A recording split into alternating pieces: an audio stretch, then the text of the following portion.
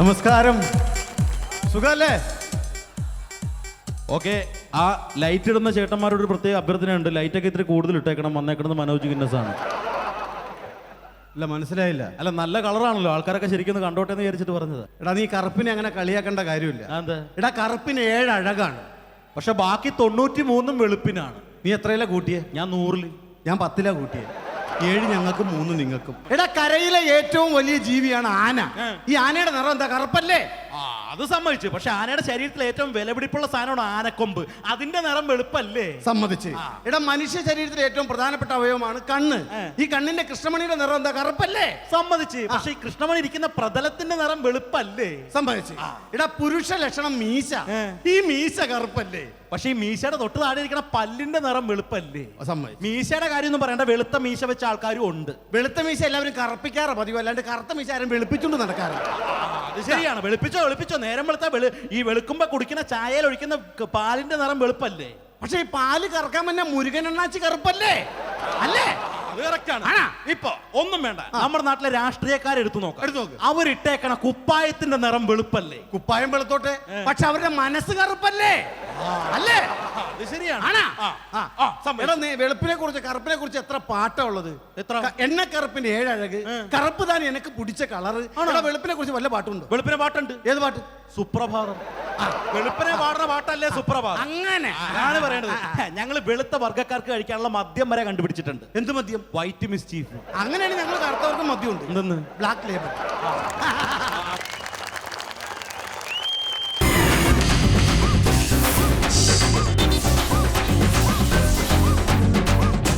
ബഹളം വെക്കരുത്. എന്റെ ദൈവമേ, അതൊക്കെ ഫീൽഡാണ്. ആൾക്കാർ മാർദിക്കാൻ പറ. ഒരു പ്രൊഡക്ഷൻ കൺട്രോളർ ഇവിടെ ഉണ്ടായിരുന്നില്ല. ഇവനൊക്കെ ഇത് എവിടെ പോയി കിടക്കണം ദൈവമേ? രാവിലെ തൊട്ട് ഷൂട്ടിംഗ് എന്ന് പറഞ്ഞിരിക്കും. ഒരൊറ്റ ആർട്ടിസ്റ്റിനെ പോലും ഇവിടെ ഒരു പൃഥ്വിരാജിനെ പോലത്തെ ആള് വന്നിട്ടുണ്ട് ഇവിടെ. ആരെ? പൃഥ്വിരാജിന്റെ പോലത്തെ ആള്. പൃഥ്വിരാജിനെ പോലിരിക്കുന്ന ആളാ? എന്റെ ദൈവമേ, പൃഥ്വിരാജിനെ പോലും ഞാൻ നേരിട്ട് കണ്ടിട്ടില്ല. പൃഥ്വിരാജിനെ പോലിരിക്കുന്ന ആള് കേറ്റി വിടറോ പടപണ്ടാരത്തിന് ഇങ്ങോട്ട്? എടോ, കടന്ന് ചെല്ലടോ.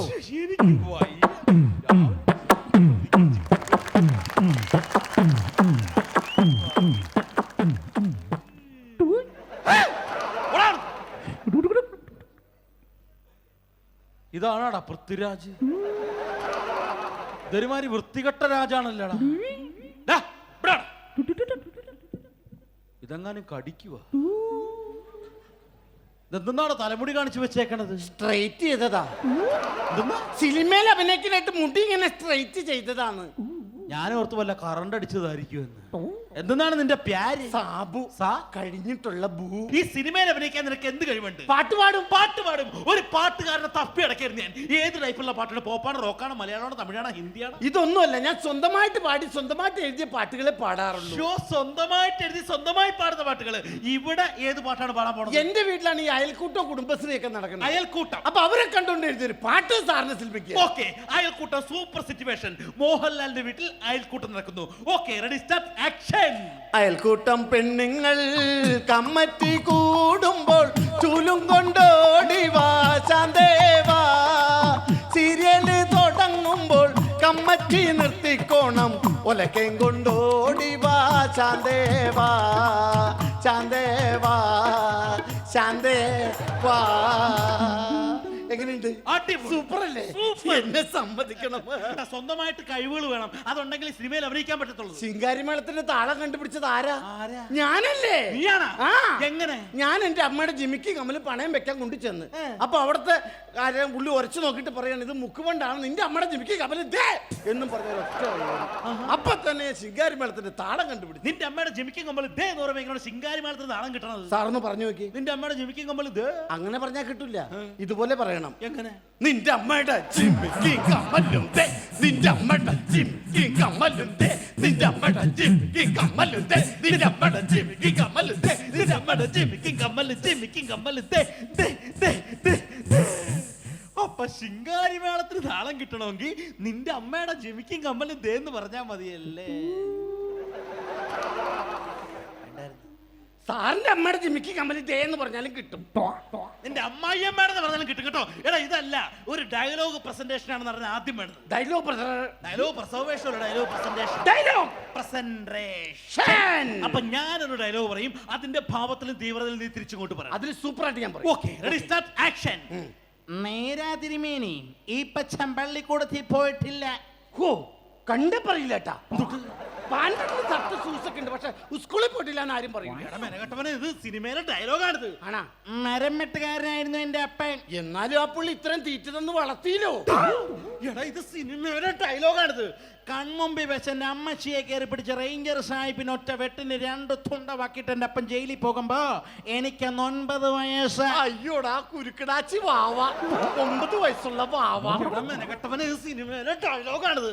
അപ്പന്റെ ശവം കഴുമരത്തിൽ നിന്ന് തോണ്ടി കൈകളിലോട്ട് വാങ്ങുമ്പോ ദീ നീളത്തിൽ ഞൊളയ്ക്കുവാ തിരുമേനി പുഴുക്കളെ. ഞൊളക്കിയ പുഴുക്കളെന്ന്. അത് തന്നെ, ആ പുഴു എന്ന് പറഞ്ഞ പോകുന്ന ഭാവം ഉണ്ടല്ലോ, ആ പുഴുവിന് നമുക്ക് ബൂസ്റ്റപ്പ് ചെയ്യണം. പൊക്കോണം. പുഴുവിന് ബൂസ്റ്റ് മേടിച്ചു കൊടുക്കാൻ. ഇവിടെ ചായ കുടിക്കാൻ പൈസ ഇല്ല. അപ്പഴാ പുഴുവിന്. എടാ പുഴുവിന് ബൂസ്റ്റ് മേടിച്ചു കൊടുക്കുന്ന കേസല്ല, പുഴുവിന് നമുക്ക് എടുത്തു പറയണം. പുഴുവിനെ എടുത്തു പറയണം. അത് ഞാൻ ഏറ്റു. Okay, ready, start, action. നേരാ തിരുമേനി. അടിപൊളി, സൂപ്പർ. എന്റെ പുഴു സ്കൂളിൽ പോയിട്ടില്ല. മരം വെട്ടുകാരനായിരുന്നു എന്റെ പുഴു. എന്റെ പുഴുവിനെ കയറി പിടിച്ച റേഞ്ചർ സാഹിബിന് ഒറ്റ വെട്ടിന് 2 തുണ്ടാക്കിച്ച് എന്റെ പുഴു ജയിലിൽ പോകുമ്പോ എനിക്ക് അന്ന് 9 പുഴു. എങ്ങനെയുണ്ടാ പുഴു? ഓടാ പുഴു. എടോ ഇവനല്ലടോ നമ്മുടെ സിനിമയ്ക്ക് വേണ്ടത്. നമ്മുടെ സിനിമയ്ക്ക് നല്ല തലയെടുപ്പുള്ളൊരു വില്ലനെ വേണം. സാറേ ഒരു വലിയൊരു ആള് വന്നിട്ടുണ്ട്. ആണോ? കേട്ടിവിടെ പടവണ്ടാരത്തിന്. സാറ് അവന്റെ പേര് കേട്ട ഞെട്ടും. ആണോ? വിടവനെ ഇങ്ങോട്ട്.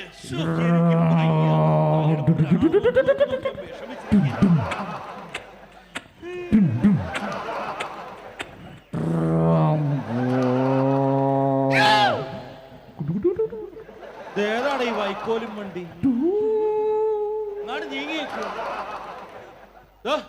എന്തെന്നാണ് നിന്റെ പേര്? Shibu PP 8B blue house. ഞെട്ടാൻ പറ്റിയൊരു പേര്. കൊള്ളാം.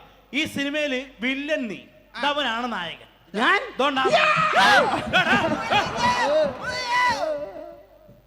ഇവനെ കണ്ടപ്പോ അവൻ പേടിക്കണ. കോക്കാച്ചി. കോക്കാച്ചിനെ മാക്കാനെ കണ്ടാ തിരിച്ചറിയാൻ മേലേടാ. ഇവൻ വില്ലൻ, നീ നായകൻ. ഓക്കെ, അപ്പൊ ഫസ്റ്റ് ഷോട്ട് എന്ന് പറഞ്ഞാൽ നായകനും നായകൻ കൂടി കാറിൽ ഇങ്ങോട്ട് വരുന്നു. നായകനെ നായകൻ കാറിക്കൊണ്ട് പോകണം. കാറിക്കൊണ്ട് വരുന്നല്ല, നായകൻ നായകൻ കൂടി കാറിൽ ഇങ്ങോട്ട് വരുന്നു. വില്ലൻ ആ കാറിന് കുറുകനെ ചാടി വീഴുന്നു. കുറുകനെ. ഓക്കെ, നമുക്ക് ടേക്ക് നോക്കാം. Take number 2, scene number 67. Ready, action. Okay, villain കുറുകനെ ചാടുന്നു. കുറുക്കൻ കൂവിക്കൊണ്ട് വണ്ടി കടി പോയതാ. കുറുക്കനെ കൊണ്ട് ചാടാനല്ല, വില്ലൻ കാറിന് വട്ടം ചാടി വീഴുന്നു. പിന്നെ വണ്ടി ഇടിപ്പിച്ച് കൊല്ലാനുള്ള പരിപാടിയാണല്ലേ. ഒരു കാര്യം ചെയ്യ്, നീ കാറിന്റെ സൈഡിൽ മാറുന്ന ഡയലോഗ് പറഞ്ഞാ. പറയാം. ആരാടാ നീ? Shibu PP 8B blue house. അത് നിന്റെ പേര്, നീ ചോദിക്കണം. ആരാടാ നീ? ഒറ്റയടിക്ക് മുട്ടുകാലി എന്നോടല്ല, നീ അവനോട് ചോദിക്കണം. ആരാടാ നീ? വേടോ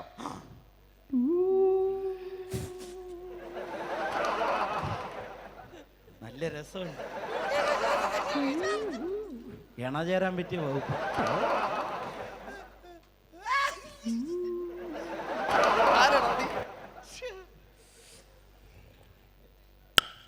സാബു. എടാ അത് നിന്റെ പേര്, നീ ഇവിടെ ക്യാരക്ടറിന്റെ പേര് പറയണം. ഇവിടെ ക്യാരറ്റ് തിന്നാ ഞാൻ മൊയലാണോ? എടാ മൊയിലല്ല, നിന്റെ കഥാപാത്രത്തിന്റെ പേര് പറയണം. ഞാൻ പാത്രത്തിന്റെ പേര് പറയണം. ഇവിടെ പാത്രത്തിന്റെ പേരല്ലേ മംഗലശ്ശേരി നീലകണ്ഠൻ കാർത്തികേയൻ എന്നൊക്കെ പറഞ്ഞ പോലത്തെ ഒരു പേര്. ഞാൻ ഈ സിനിമയിലേക്ക് വേറെ പേരുണ്ട്. വേറെ പേര്? അത് ഞാൻ കലക്കും. കറക്റ്റായിട്ട് പറഞ്ഞോളാം, കേട്ട് പഠിച്ചോളണം. ഓക്കെ. ഞാൻ കോദണ്ഡപാണ റെഡ്ഡി. ഒന്ന് ഞെട്ടി ഈ പറഞ്ഞ സാധനം ഞാനോ? ഇത്രയും വലുതോ? ഒന്നിട്ട് പറഞ്ഞേ. ഞാൻ കോദണ്ഡപാണ റെഡ്ഡി.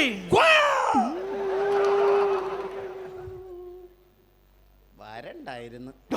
അങ്ങനെ പറയരുത്. നിന്റെ കഥാപാത്രത്തിന്റെ പേരാണ് ഞാൻ കോദണ്ഡപാണ റെഡ്ഡി.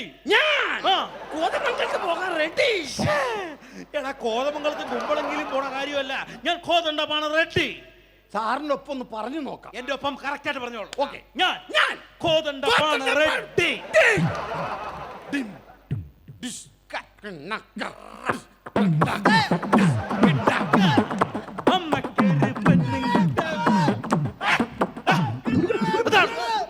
ഇത് വേണ്ട. നമുക്ക് വേറെ കളി കളിക്കാം.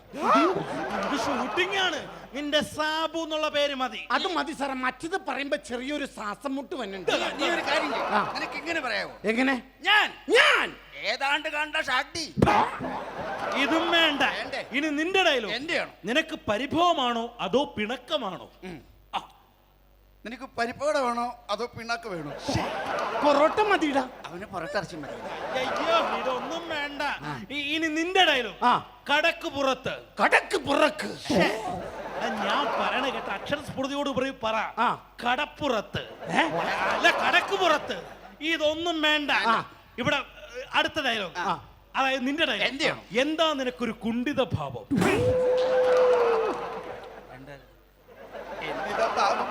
അത് വേണ്ട. അത് വേണ്ട, ഇല്ല കുറവാ. അതാണ്. ഇനി നിന്റെ ഡയലോഗ്. നീ പോയി കിടന്നുറങ്ങ്. ഓക്കെ. എവിടെ പോണ് പറയുമ്പോ പറയും എന്നോട് പോയി കിടന്ന് ഉറങ്ങാൻ പറഞ്ഞിട്ട് എടാ നിന്നോട് പോയി കിടന്ന് ഉറങ്ങാൻ പറഞ്ഞാലും നിന്റെ ഡയലോഗാണ്. നീ ഇവരോട് പറയണം നീ പോയി കിടന്ന് ഉറങ്ങ്. നീ പോയി കിടന്ന് ഉറങ്ങ്. ഓക്കേടാ. ആ മുടിയെ കൂട്ടി പല്ലൊക്കെ തെച്ച് പോയി കിടന്ന് ഉറങ്ങണം. ഇത് ഡയലോഗാണ്. കുറച്ച് കട്ടിക്ക് പറ. നീ പോയി കട്ടിക്ക് കിടന്നുറങ്ങ്. എടാ കുറച്ച് ഭാവത്തിൽ പറയാൻ. നീ പോയി പാവത്തിൽ കിടന്നുറങ്ങ്. എടാ അങ്ങനെയല്ല. കുറച്ച് വികാര പരവശനായിട്ട് പറ. വികാരം. ഉറങ്ങാൻ നിന്നോട് വികാരം കൊള്ളിക്കാനായിട്ട് എടാ ഇത് വേണ്ട. ഡയലോഗായിട്ട് പറ. നീ പോയി കിടന്നുറങ്ങ്. നീ പോയി കിടന്നുറങ്ങ്. ഉറങ്ങുമ്പോൾ റെഡ് ബൾബ് ഇടണ്ട ബ്ലൂ ബൾബ് ഇട്ടാ മതി. ഉറങ്ങും. പിന്നെ മണി കിട്ടി. ഇതെന്റെ നാക്ക് കെട്ടുപണിഞ്ഞ് ഞാൻ ചാകാനുള്ള പരിപാടി. എടാ നിന്റെ ഡയലോഗാണ്. ഉറങ്ങുമ്പോൾ റെഡ് ബൾബ് ഇടണ്ട ബ്ലൂ ബൾബ് ഇട്ടാ മതി. ഉറങ്ങുമ്പോ ബ്ലം ബ്ലം ബ്ലം ബ്ലം. എടാ നിന്നോട് ഇത് പറയാൻ പറഞ്ഞതല്ല. ഉറങ്ങുമ്പോൾ റെഡ് ബൾബ് ഇടണ്ട ബ്ലൂ ബൾബ് ഇട്ടാ മതി. ഒരു മെഴുകുതിരി എത്തിച്ചാ പോരെ. സീറോ ബൾബ് മതിയെന്ന്. എടാ ഇതൊന്നും വേണ്ട. ഷൂട്ടിംഗ് ഇവിടെ വെച്ച് പാക്കപ്പ് ആണ്. പാക്കപ്പ് രണ്ടുപേർക്കും അവസരമില്ല. അവസരമില്ലേ? ഇല്ല. അയ്യോ സാർ അങ്ങനെ പറയാം. പാക്കപ്പ് പറഞ്ഞ പാക്കപ്പ്. സാറേ അങ്ങനെ പറയാം. പാക്കപ്പ്. പോടാ അവിടുന്ന്.